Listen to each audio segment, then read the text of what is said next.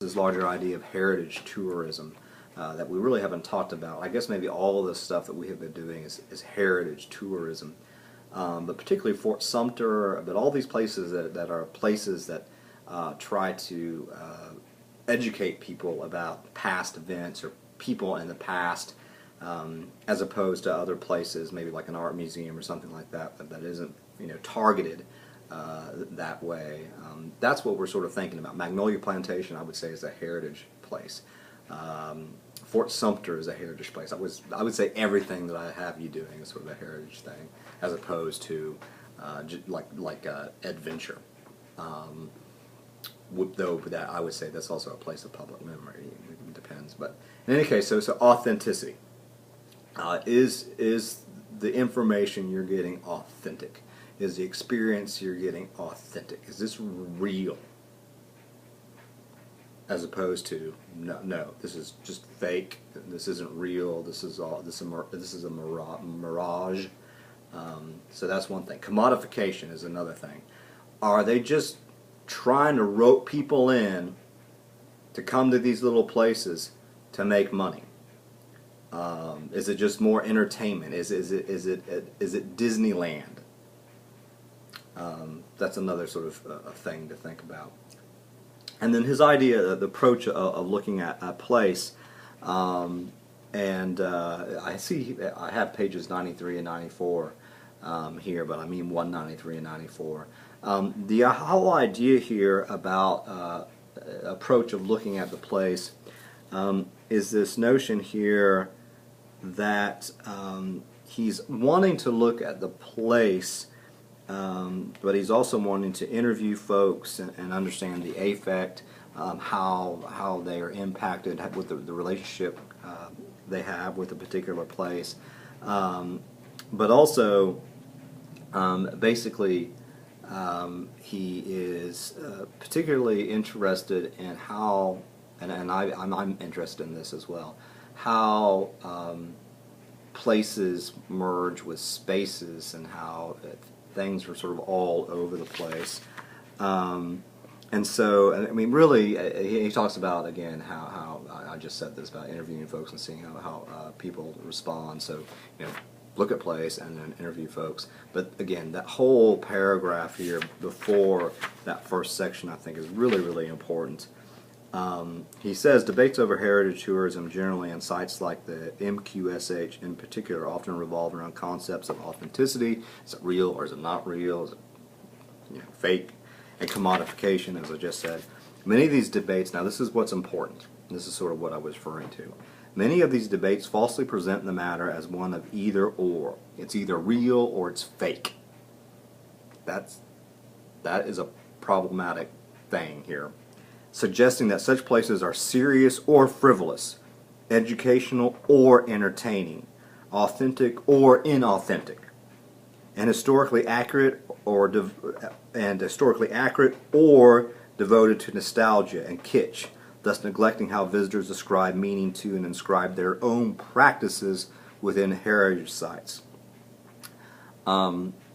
And so he's trying to say that stuff can be both authentic and not authentic, and sometimes, I mean, it's messy, and sometimes we don't know. And so then he has what I think is a really, really good preview of what he's going to be doing throughout the entire chapter. And what follows, I move from examining the rhetorical performance of the MQSH as a site of memory and heritage to the practices and performances of remembrance by tourists looking at the place. And in doing so, I approach the MQSH as a site of interpretation and meaning effects. There's some complications there, certainly, but also one of affect and presence effects. And then he just sort of goes through the outline. But basically, trying to boil it down, what are the messages that are being offered by the place? How do tourists interact with that? What are their responses? So I need to interview folks, but also trying to figure out how we can maneuver around these polarizations or these false dichotomies between particularly authentic and inauthentic, or educational and or educational or frivolous. That things can be both authentic and inauthentic at the same time. Things can be educational and entertaining all at the same time. So that's the idea here. Okay, I hope that made some sense. Slide 6 here, the first bit, the narration of Mary's life in the house narrative tour. And you can read a lot of this stuff, as I say here, but it seems like, I mean, the audio tour and all this type of stuff. And by the way, I think Michael writes very nicely, and you can sort of feel what it might be like to go through this particular tour. That's actually what I'm hoping some of your own essays will do, is be so very descriptive that I can sort of read through it and feel myself going through the tour, whatever it is. And so basically one of the things that the narrative does is say that this is a place where she was for a while. She had a near-death experience. It was a place that was a turning point in her life. It was a place where she created her motto, in my end is my beginning, and I'll let you read what that's all about. And again, this second to the last bullet point is, hell, I don't really know much about Mary Queen of Scots, as I said. But the key thing is that a lot of people apparently are fascinated with her, but a lot of folks don't know a whole lot about what happened to her. I don't know. But or what she did at this place, if she was actually at this place. And so the tour will try to answer or find answers to the question, the questions that are unresolved. But the key idea is it will try. Again, there's a lot of thick, rich description, and there's a lot of stuff about the interesting narrative structure of the audio tour and everything like that I'll let you read. But that's the first part. So trying to decipher what's going on with the tour itself and the narrative of the tour and how that sort of works. Continue on with this first section. One of the things, again, that the tour apparently sort of suggests to the tourist, and also what Michael's trying to do, is this authentic? Is this real? And apparently there's parts of the actual narrative that says this might be real, this might not be real. This is sort of what we heard, but we don't know if it's exactly right. And so when it comes to that type of stuff, he talks about the idea of things being double voiced, and basically, I mean, there's a voice of authenticity, but also a voice that is challenging that authenticity at the same time. We think this is exactly right, but we're not exactly sure. That's the type of stuff that I think he's getting to. And then he's talking about how all this is ironic, that, you know, the voices of stage authenticity is sort of questioning the authenticity. And if you actually think about how Burke talks about irony, you know, for something to be authentic, it actually needs the inauthentic, if that makes any sense. Just like bad needs good, and good needs bad. So there's a key idea on the top of page 194, stating, in addition, no, that's not where I am. It wasn't page 194. I'm backing up.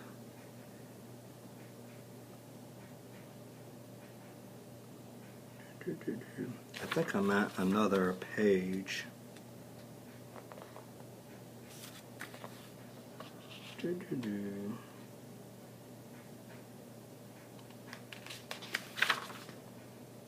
Page 198, so not 194, 198. And I think that previous paragraph, those two, when the display cases, the banqueting hall, all that stuff, where there's gaps in the story, is really, really important. The returning to the banquet hall and exiting, all that stuff, that's where he starts talking about the double voice rhetoric. But then that last bit of that paragraph that ends on the top of page 198, that's what I was trying to get at.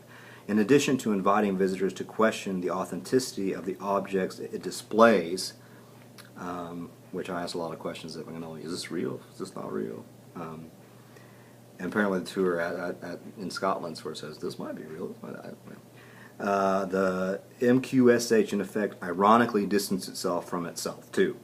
It reports stories about what locals came to call Queen Mary's house, while inviting tourists to question those stories. So it's like, this could have happened, but maybe not. So really interesting stuff. And one of the other things that he says is that the narrative structure of the entire tour never really answers the unanswered questions. It just sort of leaves you hanging in a way. I make some stupid little analogy to like a crazy movie. It doesn't seem to quite flow. There's too many unanswered questions at the end of the movie. But that's why they have sequels. And then the tour ends with the death mask, apparently, or the death mask. And then whatever, the Mary's bedroom that I'll let you read about, and some discussion about Mary, Queen of Scots' execution and the relationship to Elizabeth the First. Obviously, is much better well known than Mary, Queen of Scots. Now, he moves from that section to, which is, again, all about the place and the narrative structure of the tours and everything like that, to look at what he calls sort of traces.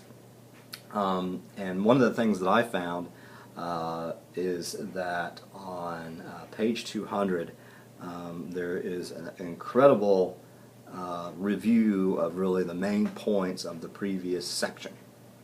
And it's a little bit clearer actually than in that section. And so this is what he says. I have described above, which is the previous section, the major themes through which the figure of Mary Stuart is presented at the Mary Queen of Scots house, together with the several media used in that presentation, with a specific focus on the narrative offered in the audio foam presentation, a technology that has become fairly standard now at many museums and heritage sites, if you've had the little thing that you can follow around. I have suggested that it is its use of ironic double-voice rhetoric in its refusal to answer the many questions surrounding Mary's life. And in its mixed media format, the MQSH presents a number of interpretive and performance challenges to visitors. That is, again, questioning all the, is it authentic, is it not authentic, is it real, is it fake, is it educational, is this just meant as a sort of a mockery of history? So that's sort of what he's talking about. Some really, really interesting stuff here. So one of the things that I found as I'm reading through this particular section, folks really liked this place, and Michael did a lot of interviews with a lot of different people, but they really, really seemed to like it. And there's some really interesting things that some verbiage that I have never heard before, like heritage baiting. I think an important idea that folks try to lure people into places like this by saying, "Oh, by the way, Lincoln, went to the bathroom here. And the remains are still, you still see them. They're petrified," and trying to get people to go to these places. But he also says that tourists, unlike what one of the volunteers said at Fort Sumter, tourists aren't idiots, he says. And so even though there might be some heritage baiting, he says, yeah, there's more going on here. And then also there's some ideas about how visitors, when they go to this place, or tourists when they go to this place, at the end they want to know more about her. They sort of feel bad for her, like she got to. I mean, I don't know the history here. It doesn't really matter. But it's like, oh, wow, I want to learn more about her. Sounds like she really got the short end of the stick, and she also got executed.